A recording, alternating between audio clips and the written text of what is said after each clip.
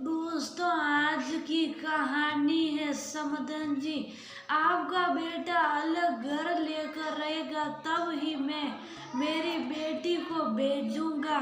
दोस्तों, कहानी शुरू करने से पहले अगर आपने चैनल को सब्सक्राइब नहीं किया हो तो कर लीजिए, ताकि आपके पास पहुंच सके हर नया वीडियो। उमा जी अभी पति और सास के लिए नाश्ता मेज पर लगा रही थी, तभी दरवाजे पर किसी ने दस्तक दी।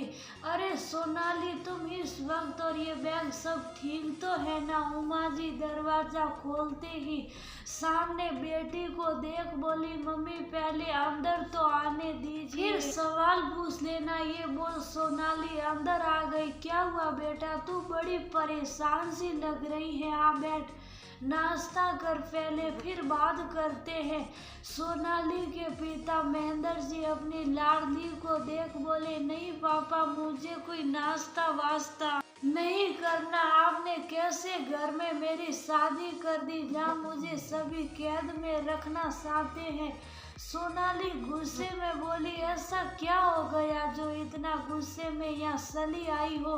उमा जी परेशान हो बोली, तुम तो रहने दो, ये उसके पिता का घर है, जब उसका मन करेगा आएगी, समझी? तुम जाओ, मेरी पोती के लिए नाश्ता बनाओ। किसी के कुछ बोलने से पहले सोनाली की दादी शारदा जी बोली, असल में सोनाली शारदा जी और महेंद्र जी की लाडली है। ऐसा नहीं कि उमा जी उसे प्यार नहीं करती, पर जहाँ उमा जी सोनाली को अच्छे बुरे कि गलत सही की पहचान करवाने को थोड़ा संगति बरतती है, वहीं महेंद्र जी और शारदा जी उसे शेयर देते हैं, जिससे सोनाली थोड़ी जिद्दी और नक्सड़ी बढ़ गई है। सास और पति के आगे उमा जी की सर नहीं पाती और वो मन महसूस कर रह जाती हैं। अभी 1 महीने पहले ही उसकी शादी साधनों के साथ जोर शोर से हुई थी और आज वो अपना सामान बांध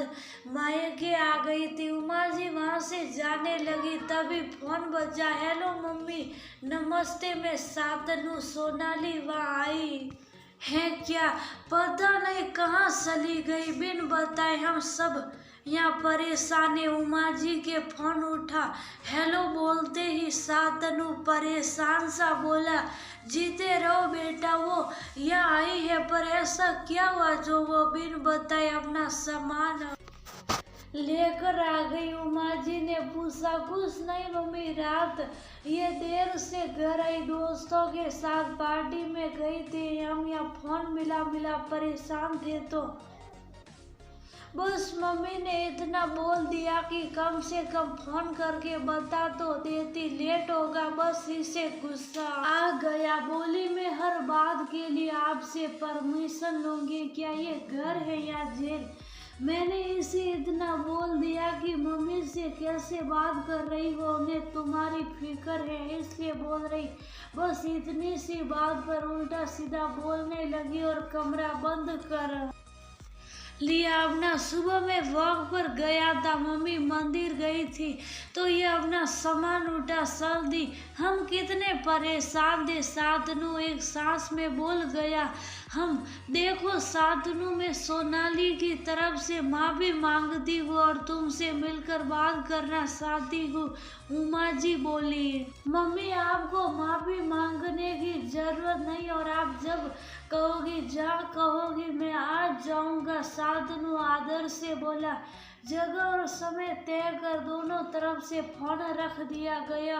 अरे किसका फोन है, जल्दी से नाश्ता लाओ ना। तभी महेंद्र जी ने आवाज दी, लो सोनाली, और ये बताओ क्या बात हुई थी वहाँ, नाश्ता दे। उमा जी ने पूछा। मम्मी, उन लोगों को मेरे बाहर जाने से परेशानी है, बोलते हैं, बताया क्यों नहीं? अब हर बात बताकर थोड़ी करूंगी मैं अपनी सास को, वो कोई जेलर और मैं कैदी थोड़ी।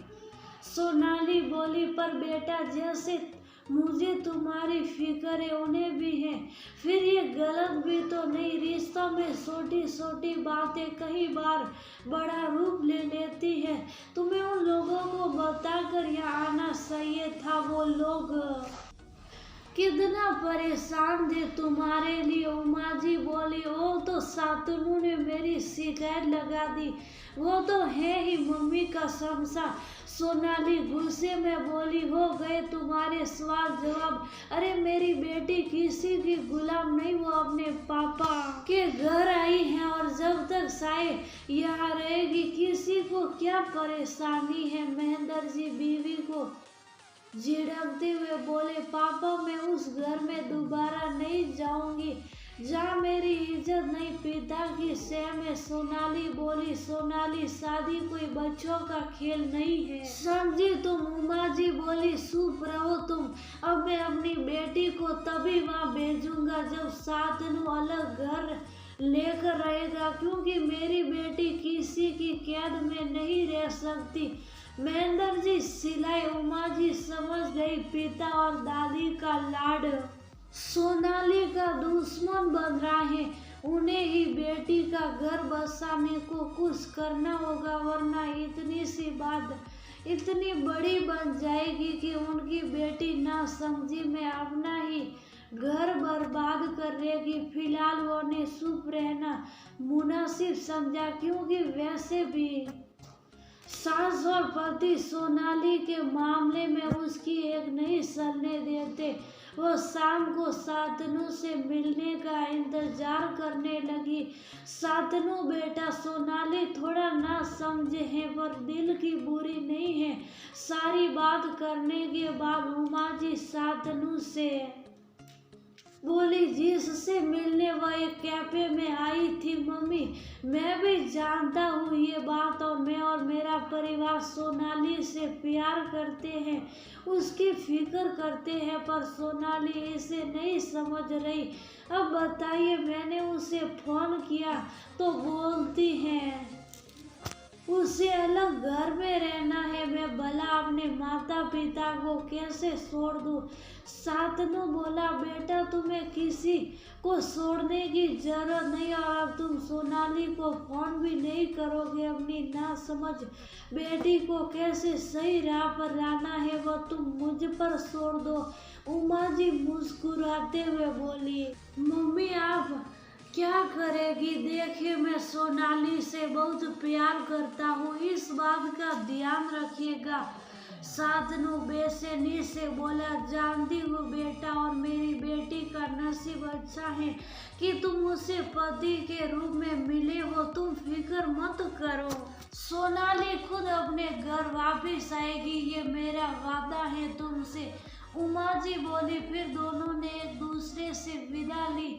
इतनी देर कहाँ लगा दी बहू तुमने, तुम तो बाजार गई थी ना। घर में घुसते ही शारदा जी ने उमा जी से पूछा, वो माँ जी मैं वकील के पास गई थी। उमा जी बोली, वकील के पास, पर क्यों। तभी वह महेंद्र जी सोनाली के साथ आए और बोले, सोनाली और सातनू के तलाक की बात करने। उमा जी शांत स्वर में बोली, तलाक ये क्या कर रही हो आप मम्मी, मैंने कब कहा मुझे सातनू से तलाक चाहिए।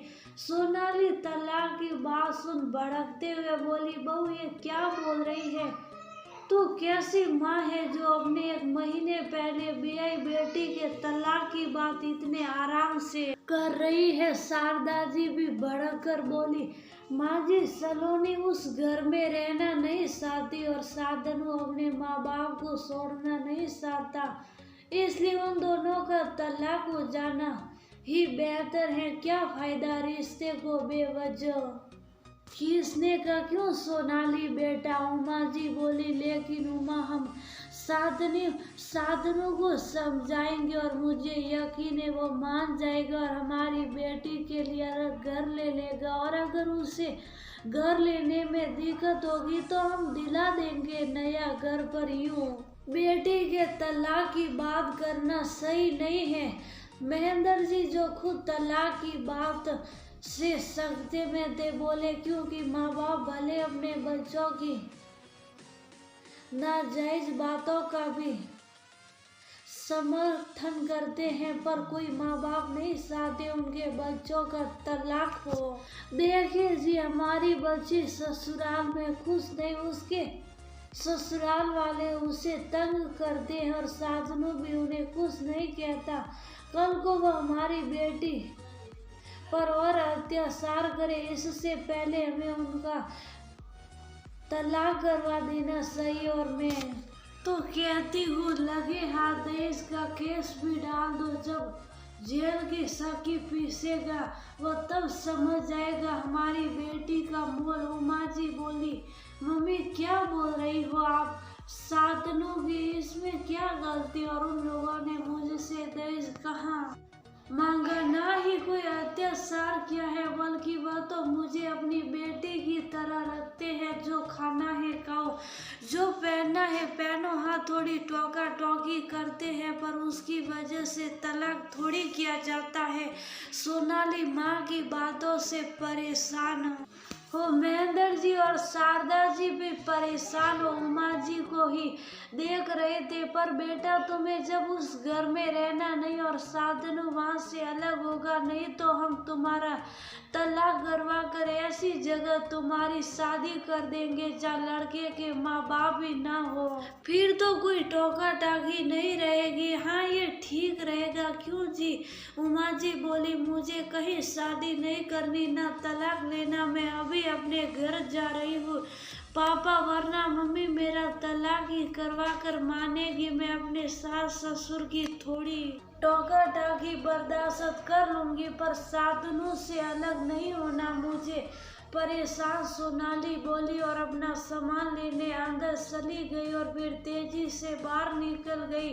बेटा सुन, तो महेंद्र जी उसे आवाज देते रह गए, जाने दीजिए उसे, क्योंकि सही मायने में वह अब शादी का मतलब समझी है। उमा जी सख्त लहजे में बोली, आज पहली बार महेंद्र जी की हिम्मत नहीं हुई पत्नी से कुछ बोल